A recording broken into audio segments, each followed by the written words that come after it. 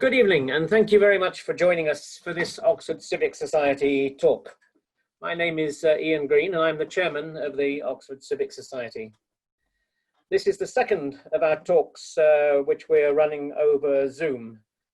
And tonight, our talk is focused on a key aspect of what we in the Oxford Civic Society like to call shaping Oxford's future, and that is addressing inequality. This is a topic of great concern to the Oxford Civic Society. For example, the Society is an active member of the Oxford Strategic Partnership, which has been investigating aspects of inequality in Oxford and its region. And to set the context for tonight's presentation, it's worth noting that although Oxfordshire has one of the strongest economies in the UK and had grown by almost 4% per annum since 2006, Oxfordshire also has a very unequal distribution of income. The city of Oxford is ranked the second most unequal city in the UK. And as we all know, housing affordability is a critical long-term issue. Some of the key areas of concern to the Society include, under the heading of earnings, a significant number of people in Oxford and Oxfordshire are earning below the national real living age of £9 per hour. That's to say, just over 10% in Oxford and just over 14% in Oxfordshire. These figures are very stark when compared by gender or part-time and full-time. Under the housing heading, the housing affordability for Oxford was 17.3 in 2018, up from 13.7 in 2008. Making Oxford the least affordable city in the UK. This is based on data from the Centre for Cities in 2019.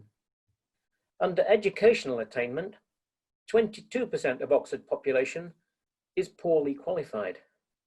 A significant proportion of people may not be able to share in local prosperity gains or indeed contribute to them. This will be exacerbated by the changing structure of the economy and jobs created in the future. And of course, the restructuring of the economy after COVID-19 will be very significant. Under health outcomes, inequality of life expectancy at birth has widened from 8.5 years in 2010-2012 to 9.5 years in 2017-2018. That's the difference between the least deprived areas in the city and the most deprived areas. And food poverty. The last indicator. Good Food Oxford has estimated that a typical family in Oxford needs to spend 42% of their after-housing budget on food and would need to be earning approximately £16,000 gross yearly on a 35 hours a week to be described as not being in food poverty. An individual earning at the national living wage, a minimum wage, would only earn £14,250. These are indicators that cannot be ignored. And this is where our speaker tonight comes in. It gives me enormous pleasure to welcome Sara Fernandez. Sara is the CEO of the Oxford Hub, a social action centre that focuses on supporting relationships that can have a positive impact in many areas that hold people back, including health, well-being, education, and job prospects, the kinds of issues of concern to the Society and of concern to the Strategic Partnership, of concern to many of us here in Oxford. Sara's presentation will cover the challenges we face in Oxford as the second most unequal city in the UK, what the Oxford Hub has learned about tackling inequality over the past 12 years, and over the past 12 weeks of working to provide a community response to COVID-19. Sara will note that it shouldn't take a pandemic for strangers to meet and help each other. And Sara will also talk about what we can do individually to combat inequalities. Sara has developed her community interests in a rather interesting way. Sara graduated from Merton College in 2009, and after university she stayed in Oxford and grew the Students' Hub network, which supported students to be involved in the community. Then it gets interesting. Sara went on to obtain an executive MBA at Cranfield University, where, on a track which was probably quite different to many of her co-MBA students, she developed her vision to grow social action across the city, no longer the student hub, but the city hub. I will shortly invite Sara to make her presentation, but first I want to explain a few of tonight's arrangements. In the course of the presentation, please submit your written questions using the chat system, not the Q&A. Sara is a multitasker and may respond to some questions during the course of the presentation. At the end of the presentation, Ian Salisbury will moderate the Q&A session and we call on participants to ask their questions. Ian Salisbury, by the way, is the coordinator of the Oxford Civic Society Programme Group, the organiser of tonight's event. To get the best experience from the session, we recommend that you turn on speaker view rather than gallery view in your settings. And finally, please note that we will be recording the session so that we can upload it to our website afterwards. So with your anticipation now at fever pitch, I'll invite Sara to make her presentation. Thank you, Ian. That's great. I'm gonna share my screen with you so that you can see the presentation alongside me. And that should hopefully be working for everyone right now. So as Ian explained, I'm going to talk a little bit about inequality in Oxford, and I want to do this in a way that is positive and hopeful and reflects the possibility of what we could do together. And it is very much doom and gloom, as some of Ian's stats have reflected, and you've probably come across some of that information before. So I'll talk a little bit about Oxford Hub. I'll talk a little bit about Oxford Together, about the Oxford inequality gap, and also about how could we together build a relationship-focused city. And as Ian said, if you have any questions as you go, you can type in the chat and I'll pick them up and I will try to answer them. And if not, we can pick them up at the end. So I'm going to talk to you a little bit about Oxford Hub. And the story of Oxford Hub, I feel, is quite intertwined with my life. So I arrived in Oxford in 2006. I had never been to the UK before. I arrived in Freshers Week and I thought, gosh, what have I done? What have I got myself into? I love academics, but also I just love being part of the community even more. So when I arrived, I tried to volunteer and get involved in the city beyond the walls of Merton College. But there weren't any student-facing opportunities. So it was really hard to find something to do. And I just Googled it, and I ended up getting involved with unaccompanied minors, where I learned to play cricket and persuade a lot of East Timorese teenagers that they could throw the ball really hard at me, and it was fine. And it was probably the best thing that I did at university. And it made me think probably there is more to going to university than going to the library and going rowing and, you know, occasionally going clubbing, which was what most of my peers were up to. So in doing that, I ended up involved with a group of students who had similar experiences of coming to Oxford and had that broader view of what the university experience could be for students. And as such, we grew as a student volunteering charity, so harnessing the energy and the skills and enthusiasm of Oxford students, getting them involved in the community, getting them out of the library and out tutoring in local schools, volunteering in care homes, helping out with environmental projects. And that was a huge success across the city, showing that students actually had a huge appetite to make a difference. And the model actually grew beyond Oxford and into other universities. So when I graduated in 2009, we set up student hubs, not just to grow the model that we had been working on in Oxford University, but take the model to other universities across England.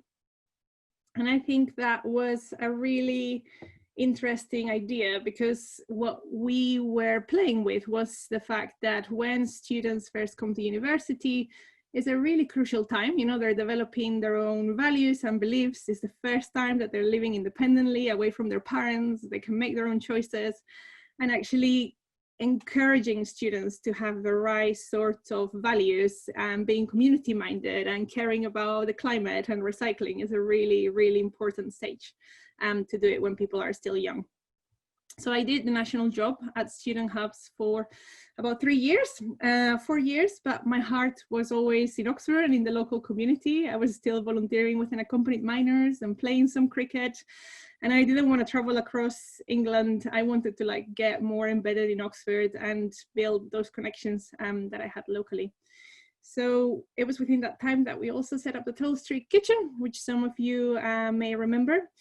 And during that time, more and more people started to come to us and say, oh, you know, actually, can I get involved? And I would be like, no, actually, you cannot get involved because you're not a student at the university. And we thought, actually, that feels a bit silly. If we have people interested in making a difference in the community, why shouldn't we welcome everyone? So in 2016-17, I quit the national job and proposed to that national charity Student Hubs that we span out Oxford Hub as an organization to move beyond focusing on students only to actually have an independent place-based charity that supported everyone, not just students. And we did this with support from the local community foundation and the Step Change panel. And we consolidated all of those changes in 2018. So since then, we have continued to do volunteering for everyone, not just students, opening our programs to residents, building on new programs, and encouraging everyone in the city to make a difference in whichever way they feel is appropriate in their lives in the world around them. What's interesting about volunteering is that it really has given us an insight into what Oxford is really like. So in a normal year, we'd have over 800 people out and about in the community. And what we see through those connections is the good, the bad, and the ugly. And I think the amazing thing is that there is an amazing, huge network of volunteers and project coordinators. And the big question is, how do we take that network? And how can we most effectively use this energy and turn it into a force for good, where everyone feels part of the community and can really focus on shaping a better Oxford, whether as a student, a long-term resident, a young professional who's maybe just moved into the city. So volunteering very much remains at the heart of who we are as an organization, and we do other bits, but the interesting thing, as I was saying, is that it connects us into an incredible network of change makers and organizations across the city. So in any year, we're working with over 100 community partners, working on like developing different social action programs. I think that is also really important to maybe explain what we don't do. So what we don't do is general advertising of volunteering. So some people call it brokering. So for example, if a local charity shop needs volunteers, you might go to a website called Oxford Volunteers and advertise those. And that's not quite what we do. The volunteering opportunity that is volunteering in a local charity shop is not quite focused on meaningful relationships, which is what all of our volunteering opportunities are focused on. And we feel that we cannot add as much value beyond just advertising it on social media. There are other organizations, much better place to do that. And you know, the same goes for things like event volunteers. So for marshals to do the town and gown race in May, when we're allowed to have it, not in pandemic times. So what do we do? So what we do is we set up programs where volunteers and charities both benefit. So we take a lot of care about the experience and making sure that as much as possible it's a good quality experience for the volunteer. And this was so important when we started, because we were working with students. So we had to design for young people who had very limited experience of volunteering, often no experience whatsoever, and so many constraints. You know, they were only in Oxford for a few weeks at a time. They didn't have many skills because they were very young. They were quite fickle when they had exams and essays. So it was still important to figure out how can those students at Oxford University make the biggest difference in the community. But it was probably not just through going on to just advertise opportunities, but instead curating programs. So that's when we set up something like Schools Plus, which plays loads of like hundreds of university students every year into local schools to effectively act as volunteer tutors and free TAs, supporting academic attainment amongst kids. So in all of our programs, our biggest focus is relationships, and that is what shapes our opportunities. And we're not suggesting that other volunteering opportunities don't matter. Like we will always need event marshals for some charitable events. But from our position, what we're saying is that relationship-based projects have the most potential to shift mindsets, to challenge inequality, and to achieve that long-term social change. So through our volunteering, people meet people who they might have not met otherwise. And this is what I am proudest of within the Oxford Hub. So actually last year, 100% of our volunteers said that in being involved with the Oxford Hub, they met someone they wouldn't otherwise have met. And what we are really interested in is in the diversity of those connections. So this is a really interesting model. Why are we so obsessed with relationships? So this is based on academic research in the US that looks at how does behavior change happen.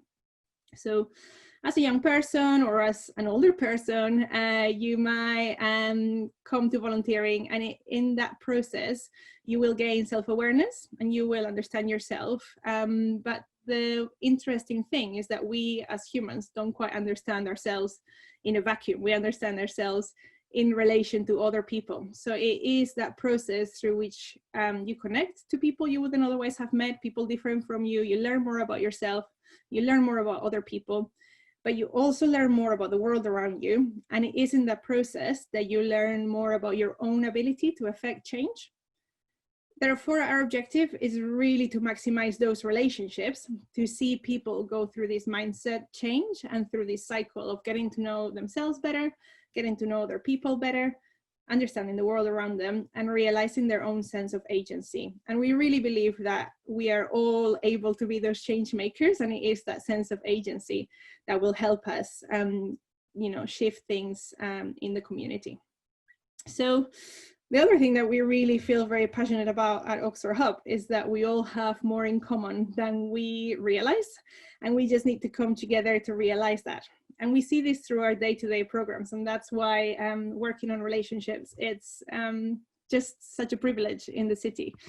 So the first project that you see here is Fellow, which is an English language support for refugees and new migrants. So often people will come into the city, they probably won't know a lot of people, they will struggle with English, which will actually make it harder for them to meet new people as well. So we run a huge network of classes across the city in community centers that support refugees and new migrants to build those English skills. And what I love about this project is that it is often not just the English skills, but also the friendships that emerge from those classes. So on top of regular classes, we do one-to-one pairings. So we had a recent story of a lady called Anna who has been teaching English to a lady called Merve. And Merve is originally from Turkey, and they started very much doing English lessons, but they soon discovered that they had a joint passion for cooking and all manners of international cuisine. So they have been enjoying lots of joint cooking sessions and trying different cafes around Oxford for their lessons. So it is a good example of that mutuality of relationships and the way that it is not about us as volunteers going to help the poor people of Oxford. It's much more about us building relationships which are mutually beneficial. And I feel very passionate about this because I am also a volunteer. So for the last 7 years, I have been a big sister. So we run a program called Big Brothers, Big Sisters, where we match adults who care with children who may not otherwise have many opportunities. So this is a photo of me and Shanice going to the theatre in London. So I met Shanice when she was 6. And she was really bubbly and really hyper and full of beans. And one of the first things we did together was go to the theatre. And we were going on a bear hunt at the North Wall. And I thought this is going to go really badly because she is very hyper. So I'm not sure she's going to sit still. And I had never been to the theatre very much as a child. I had never been to the theatre in England. We had an amazing time, and she was so captivated by the whole experience that we have both become big theatre goers. And this is for her birthday a couple of summers ago, we went to see Sally Cookson at the Old Vic in London, and we have big plans around Broadway when she's a bit older, and definitely the Edinburgh Fringe in a couple of years. So I think what that shows for me is the fact that, you know, I didn't expect to be a theater goer. It's never been my thing, but it's actually thanks to Shanice that I have been able to explore new interests and do new things. And I always say that being a big sister is hands down the best thing I do with my time. And it's just because of those relationships, which can make a big difference to people too. So I think that relationship focus goes through everything that we do. But during a pandemic where we cannot come together, it's actually quite difficult to focus on relationship-based projects. They just don't go very well in a world of social distance. So we have adjusted our activities over the last couple of months to focus on Oxford Together, which is a community response to COVID-19. So in the same way that in our normal times, our work focuses on bringing people and organizations together, we are delivering a large program to support people in need. Maybe those who are shielding, maybe those who are isolating, or those who are struggling in any way. So there are 4 volunteering opportunities that people are getting involved with. So the first one is running practical errands. So we have been doing this for 83 days, and in the last 83 days, there have been over 1,300 instances of shopping for people who cannot leave the house or don't have the opportunity to go shopping because of shielding, etc. We have picked up nearly 500 prescriptions across chemists in Oxford, and we have also helped with other practical errands or support, whether it's like walking the dog or going to the post office. And that is an amazing network all across the city of people who are really willing to make a difference. The second thing that we have set up is a phone links volunteering program, where about 150 people are phoning either daily or multiple times a week, nearly 300 people all across the city. And what's been really nice to see is lots of friendships and support, people discovering mutual interest. So we have a phone links volunteering pair who are really both missing the M&S cafe, and they're really excited about meeting up and going for a coffee once lockdown is all over. And I think what I love about this is that, you know, we didn't do with our phone links volunteering, we don't do any scientific matching, you know, we just put people together and say, you know, now you are calling this person who might otherwise maybe struggle during lockdown. And people have been paired up, chatting daily a few times a week, and throughout that time, they've discovered all of the things that they have in common. And the other thing that we are doing is all around street champions. And again, it goes to show the importance of connection, not just over the phone, but with your neighbors next door or further down the street. So when the situation was escalating at the beginning of March, we asked people to become street champions, to basically make sure that everyone in their street was connected through a WhatsApp group, but also through any other low-tech ways so that nobody was left behind. Over 500 people stepped up to effectively coordinating their streets and making sure everyone had everything that they need. And my favorite feedback from the Street Champion Network, which has come up again and again, is I have met more neighbors over the past 5 days than in the past 5 years. And I think traditionally people don't necessarily, you know, it's a bit awkward knocking on the door, you know, next to you. But this Oxford Together program has given people an excuse to just make sure they're there for each other. And then the fourth thing we have been doing is provide backup to key services, which has predominantly been focused on food support and food redistribution. So as Ian was speaking about at the beginning, there are loads of challenges around food poverty across the city. And it's been a big challenge for a lot of people who are financially really struggling. So I think there have been, so before the lockdown started, Sophia, the surplus charity that is based in Didcot, was distributing 140 boxes every week in the city. and the current number is around 1,400 boxes. About half of those are picked up in person by people who are struggling financially. The other half are delivered by council drivers who support that distribution for people who cannot leave the house. So that's the real challenge of food poverty in the city, and something that has certainly been exacerbated during lockdown. But what I wanted to do next is actually show you the system that we use, because it might be that at some point you might need help, or it might be that you need someone who needs help. And I wanted to let you know about how you can do that. So hopefully you can all see my screen. And what you do is you go to oxfordtogether.org and you come up here. So Oxford Together is the volunteering program to help those in need. You can click on Get Support and you can refer someone. You can do your own self-referral, or you can refer your neighbor or anyone who might struggle to get out of the house or who might just need some practical help. And then you can just click here to make a referral for practical support, or here if what people might need is a little bit of a phone check-in. With practical support, you will just go through the form, enter your details, and these are a few of the things that, you know, typical requests. It might be help collecting a prescription, help with shopping, help with food from a food bank, either personal care for people who have escalating personal care needs, and those get referred to the adult social care team at the county council, or anything else. So any other, you know, people have had lots of other requests, which I will talk about later.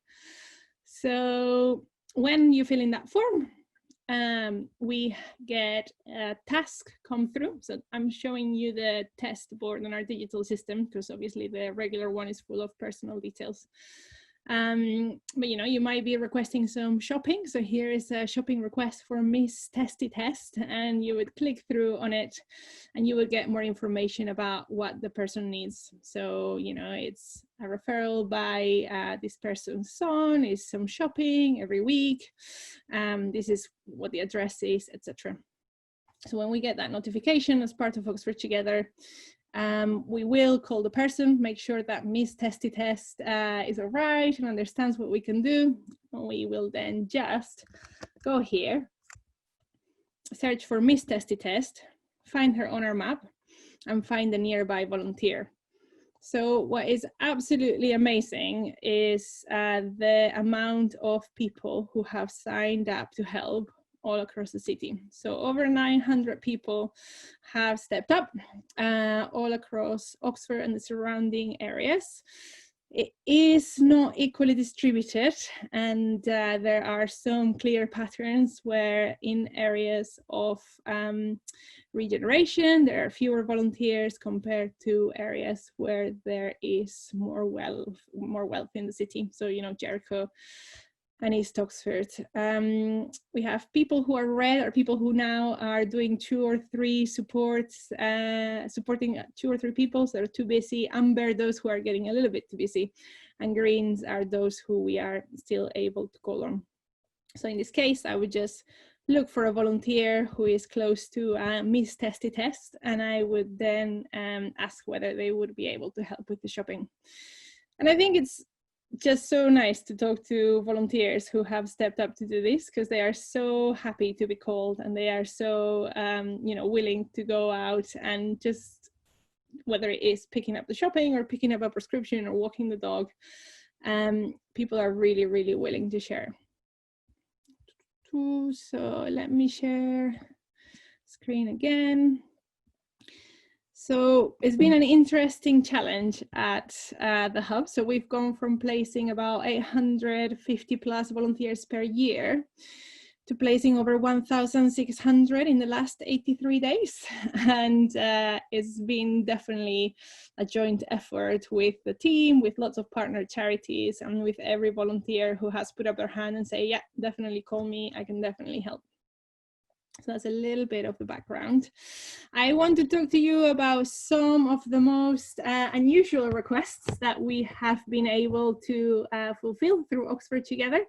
and which really showcase some of the amazing, energy and community spirit that is out there in Oxford. So we had Hayley, who was a mom shielding with 3 young children. And she needed some prescription picked up from the pharmacy. But when we talked to her, she also said, look, I'm so bored. I have 3 kids in the house all the time. I just want some magazines.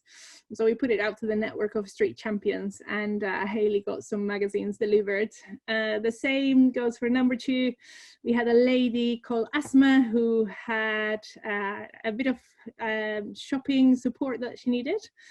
But chatting to her, she told us that she really missed going to the garden center, and that she used to grow so much in her back garden, and that she loves like tomatoes in the summer. So actually we were able to chat to some volunteers and deliver some tomatoes and some compost and some very important tomato fertilizer. And she was just so pleased to get that, extra thing, which is what, she obviously clearly needed the shopping. But it was great that she was also able to say, this is also what I need for a little bit of joy in my life, is some tomatoes.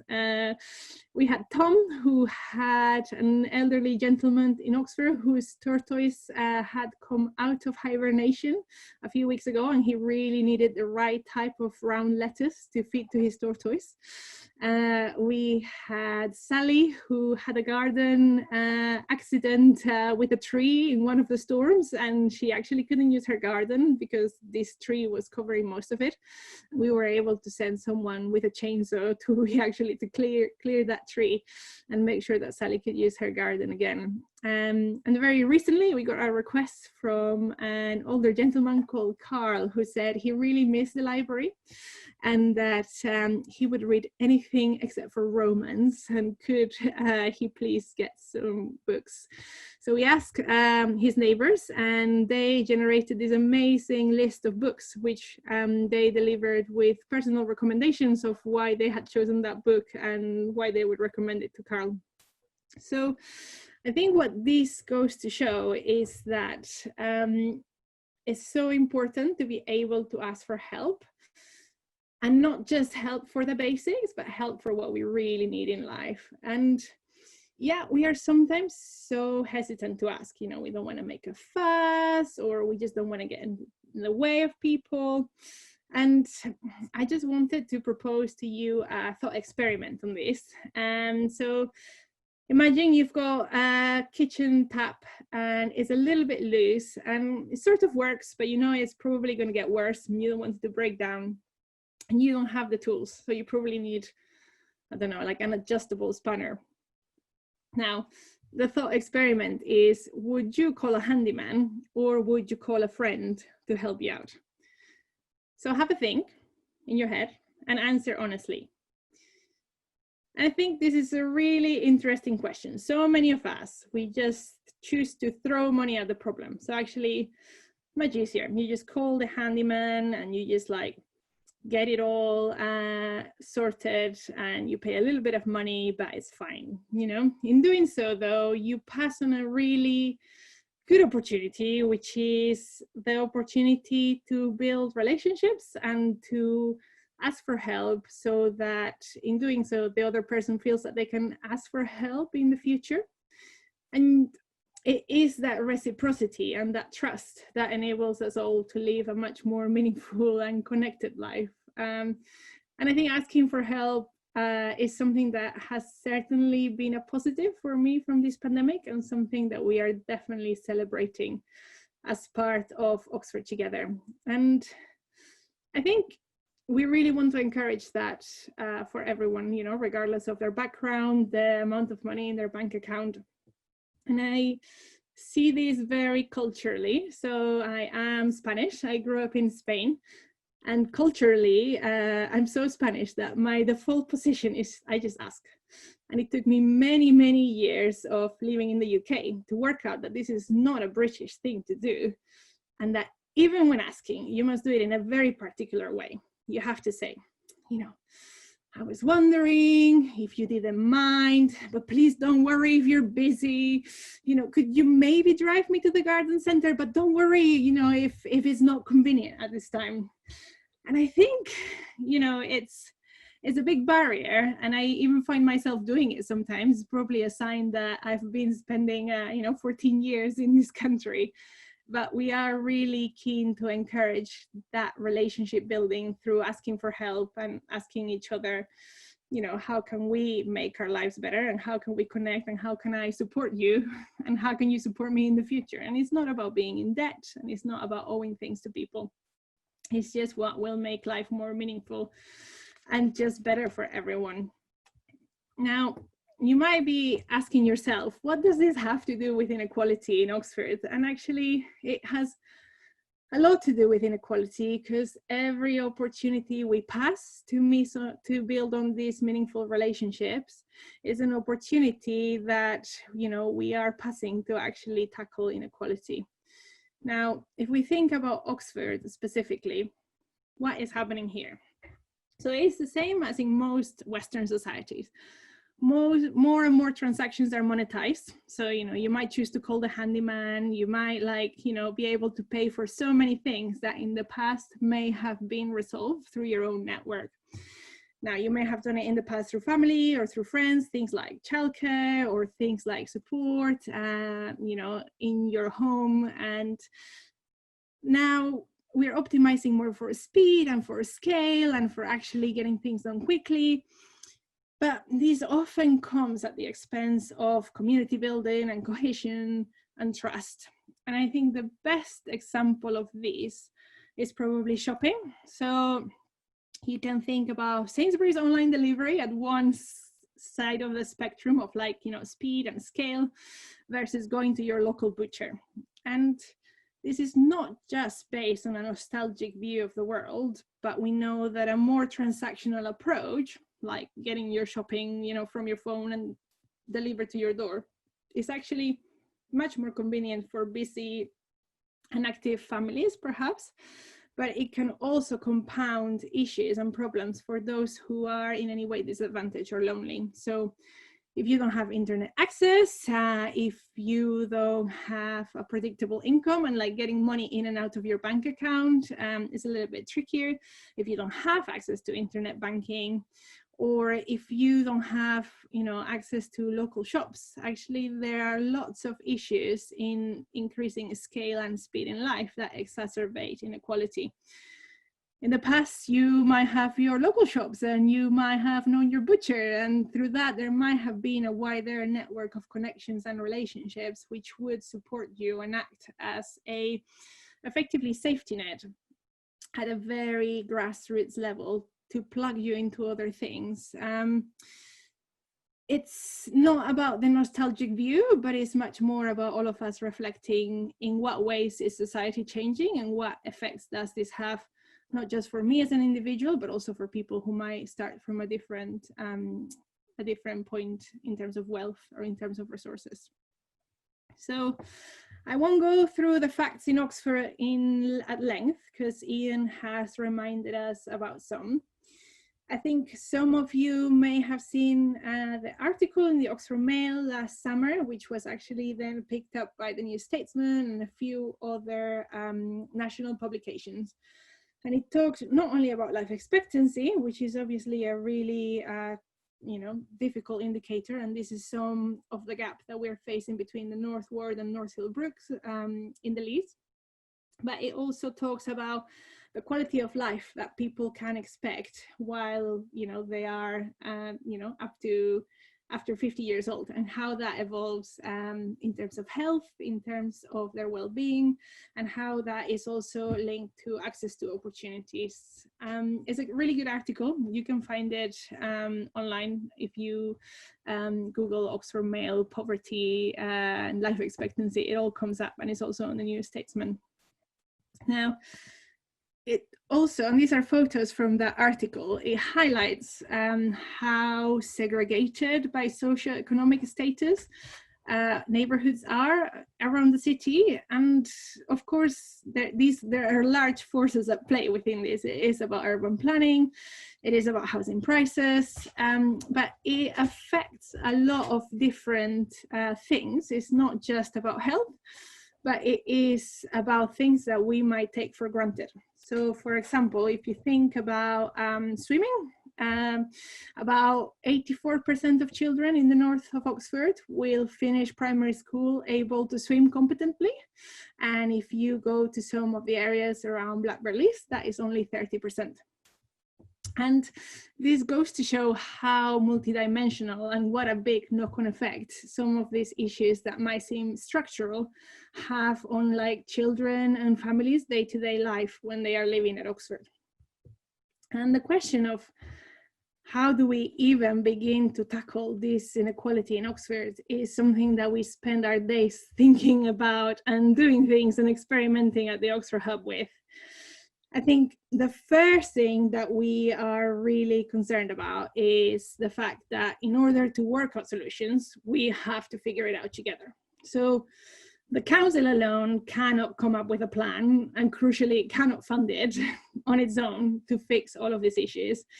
And complexity requires a degree of dialogue and cooperation that requires those underlying relationships for us to even be able to work together and to overcome the life experiences that divide us day to day.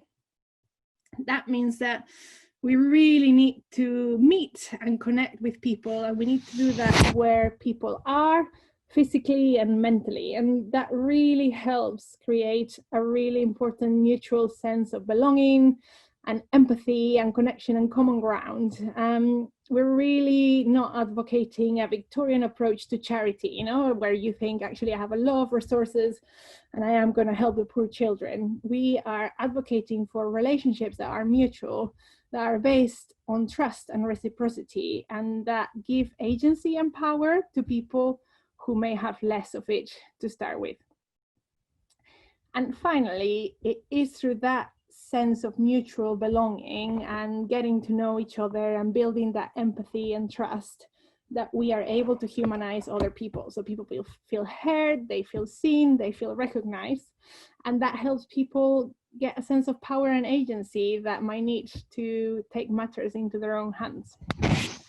So I will go through briefly what we're trying to achieve to build a relationship-focused city. So we work every day to look at 3 different things. So the first one is thriving individuals, the second one is community participation, and the final one is systemic change. So for individuals thriving, what we do is lots of volunteering programs that focus on those meaningful and mutual relationships. Now, connecting individuals to each other through those relationships can generate outcomes for individuals. And it's really important to note, what we talk about outcomes or positive impact in a person's life, it is the individual person and not any charity or organization or agency that is bringing about those outcomes. So what does this mean? So take Harry. He has a struggle with maths all his school life, and his teachers don't think that he can get his maths GCSE. Now, we might put Harry in touch with a tutor, a volunteer who will support him with revision at school or now online. Harry will then spend more time going through the material. The tutor will encourage him to persevere even when it's hard. Now, Oxford Hub hasn't got Harry a pass grade on his GCSE maths. Harry did that himself. He worked hard, he chose to engage with his volunteer tutor, he did all of those systems equations himself, and the Oxford Hub only did something. We enabled the relationship to happen. We did nothing more, nothing else.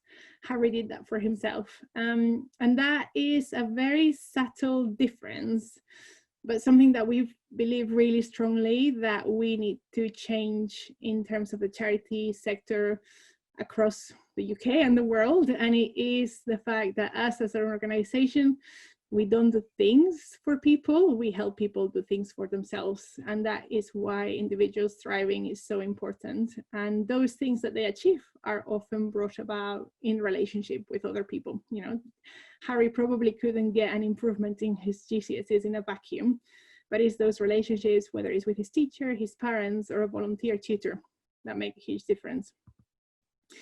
Community participation is really, really important. A rich community offer where people participate in any form of association, whether it's a sport or local groups, means that people feel part of the community, they meet others, they learn how to negotiate across differences, collaborate, achieve joint goals. So whether you choose to play sport or help with your allotment committee, you are part of that micro democracy, which is essential for the wider democracy to function. So in a place as segregated as Oxford, it's important to reflect on this. If you're involved in any groups, are these diverse? Are these diverse in terms of class, race, lived experience, values? And are you involved in work that goes beyond your own self-interest? So a lot of what we do is promote this micro-democracy as the first step towards tackling inequality through democratic means. So it's not about increasing the number of people who vote, but it is about growing people's own stake in society beyond voting into wider civic engagement. So I don't have children, but I really care about my local school in Rose Hill because I am connected to children in my neighborhood. I have a stake in society that goes beyond my own self-interest. So we do lots of stuff to encourage that participation in areas where there are fewer things going on. We will, find funding and support people to do that for themselves. So recently in Black Release, we've been doing lots of participatory grant making. So we've been funding lots of mums to build up projects and activities that they feel are important for their neighborhood. So we've got Kim, who's setting up a triathlon club for kids in the community. We've got a new youth club for families from Rwanda, and people are doing it for themselves. So just like Harry got his GCSE himself, these mums in Black Release know better than us what will fly in the community. What we're doing is just enabling that.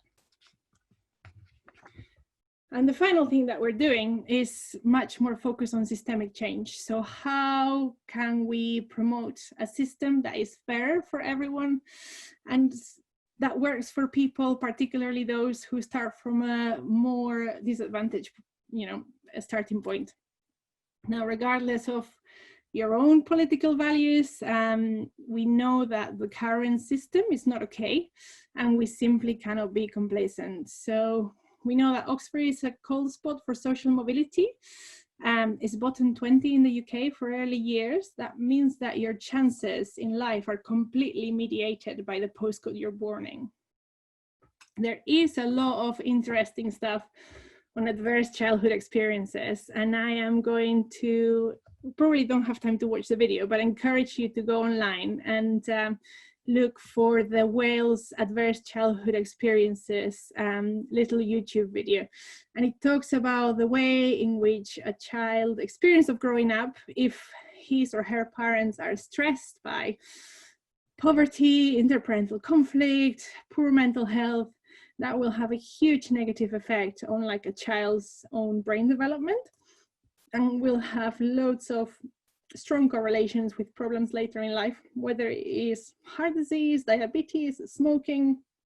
It is the way in which we sort of perpetuate inequalities through those adverse childhood experiences, and the lack of public services or any intervention that can target that. Now, it's not all lost if you have a tricky childhood. And actually, there are lots of studies that show that this is not irreversible, and show that children who are most protected from difficult and negative outcomes, if they've grown up in challenging circumstances, they had someone in their lives beyond their parents, whether it was a teacher or a mentor or someone in their community, who really had their best interest at heart and that they had a very meaningful relationship with. So it is possible to overcome challenging outcomes and inequality and intergenerational inequality through relationships, through supportive adults. And at Oxford Hub, we want to bring that more relational approach for everyone, individuals and across public services. And that's why we do a little bit of work with the local authorities and the voluntary sector on more systemic change issues.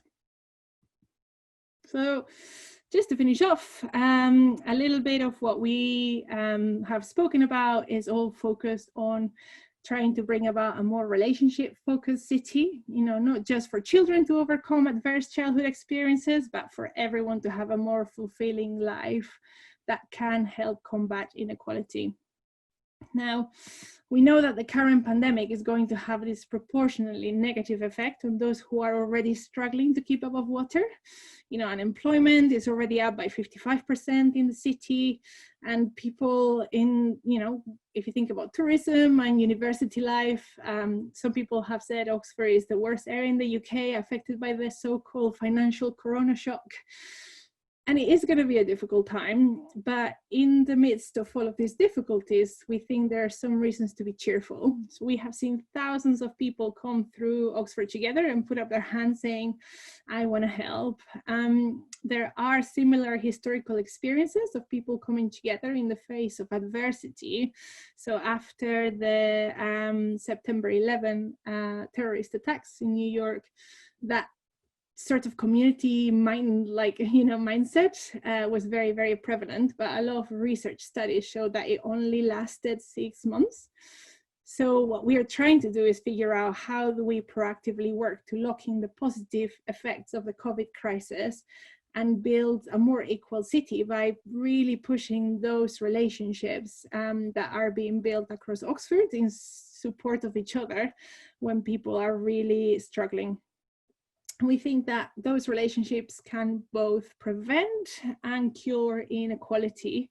And we see that day to day through all of our different programs.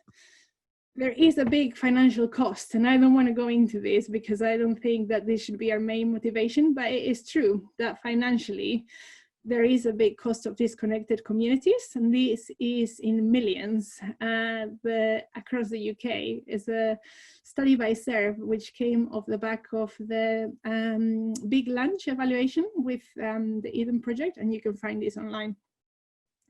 Now, it's not about the economic argument, and all of this requires a big culture shift across our welfare state, across our national policies, but also in the way that we choose to live our lives. I think I want to finish by emphasizing how important it is that we realize that we all do better when we all do better.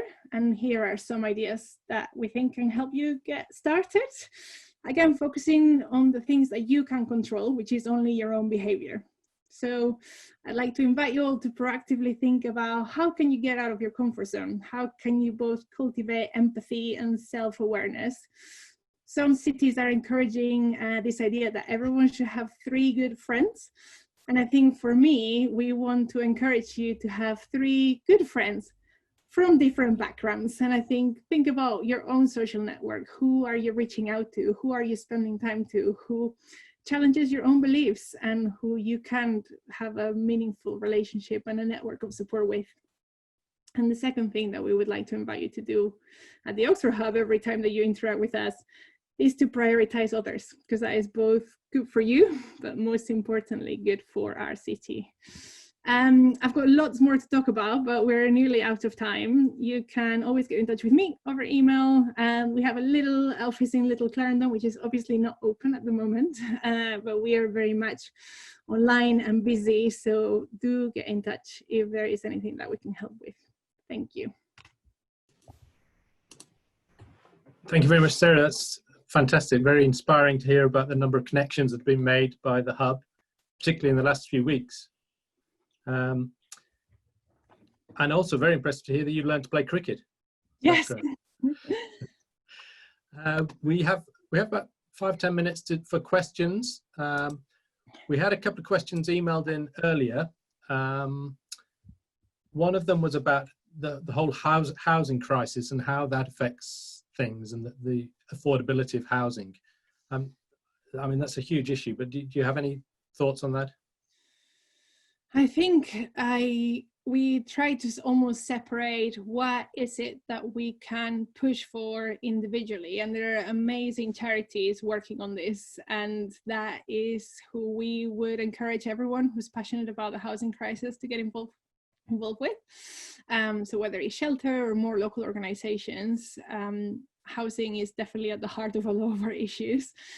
It is also about how do you choose to live your life and how do you reflect on your own behavior as a consumer, and how do you as a house owner or as a house renter operate in this context. So I don't want to get into the individual choices, but we're all contributing to inequality when we choose where to live, when we choose where to send our children to school.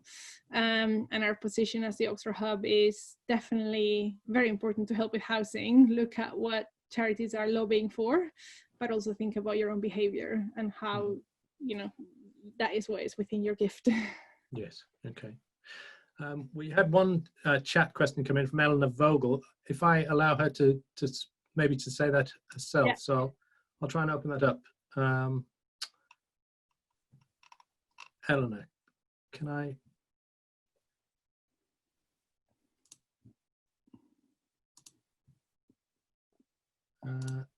Yes, thanks. Sorry, my computer screen was. So I just yeah, but it's fantastic what you're all doing. It really sounds, well, it is amazing, and it has helped so many people. So so you said just at the end that you think the voluntary sector essentially can cure inequality, and I have done a lot of work in international development, and I don't quite agree with what you're saying there.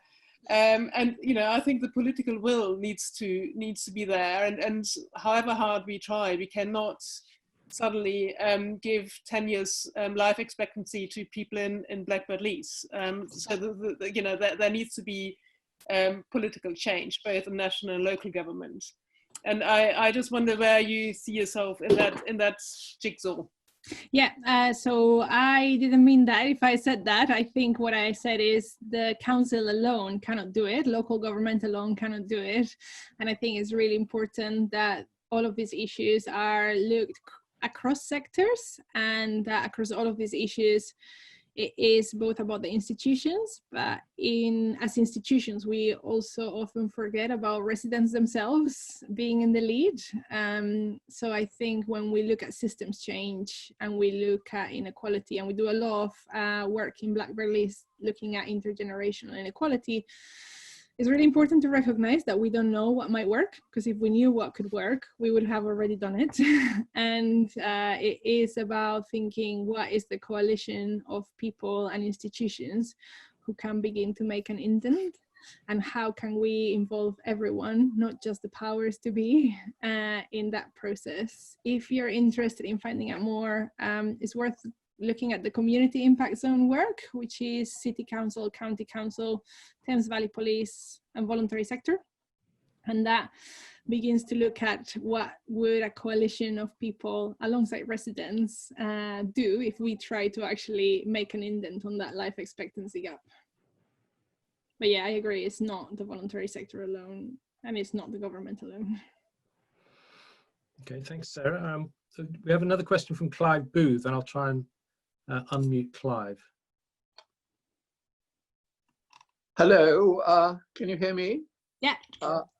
Is that all right? Yes, yeah. Absolutely. Oh, very good. Well, first of all, thank you for that amazing presentation, and congratulations on all you've achieved. And I think the Oxford Together example is a really fine example of bringing people together and supporting one another. So that was terrific.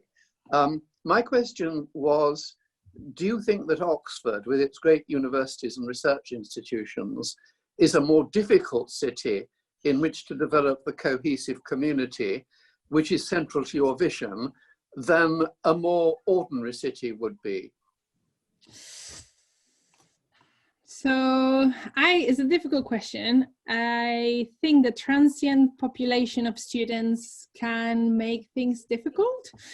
However, as an organization that came out of the university, I also know that the energy that students bring keeps us on our toes and keeps us thinking about things creatively and adapting, and it keeps us agile. I think in many ways, because there is such huge inequality in Oxford, what we all need to recognize is that there is a huge opportunity to leverage existing resources, whether it's talent, money, energy, and a lot of those are within the university.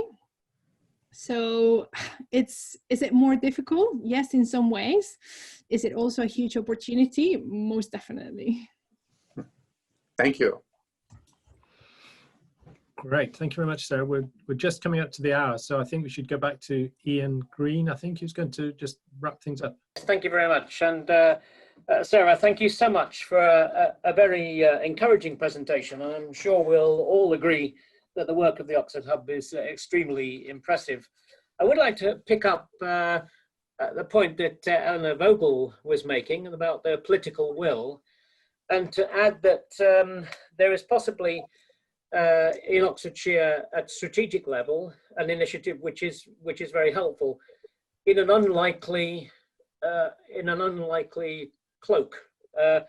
It's the Oxfordshire Local Industrial Strategy, which commits to supporting an inclusive economy and establishing an inclusive economy commission to carry the work forward. It's intended that this commission will identify interventions which partners from the public, private, community services across Oxfordshire can support and deliver. Evidence tells us that economic growth does not intrinsically reduce inequality. So proactive interventions are needed, just exactly the kinds of things that you're doing with the Hub. These interventions build on the strategic initiatives underway, such as the early years education, Oxford Living Wage, community employment plans, and inclusive recruitment practices to harness the potential of local people. So at strategic level, there is this initiative running, which is now embodied in the Oxfordshire Local Industrial Strategy. Unlikely guise, I admit, but it is there. And it is to establish an inclusive economy commission, which actually has within it, it is implicit that it is a cross-authority, cross-sector, inclusive of a community set of initiatives. And the Oxford Strategic Partnership has been doing a lot of work to look in a cross-authority, cross-sector way at the ways in which that inclusive economy commission might be set up and might operate, and that's a way in which your work, which is so valuable, can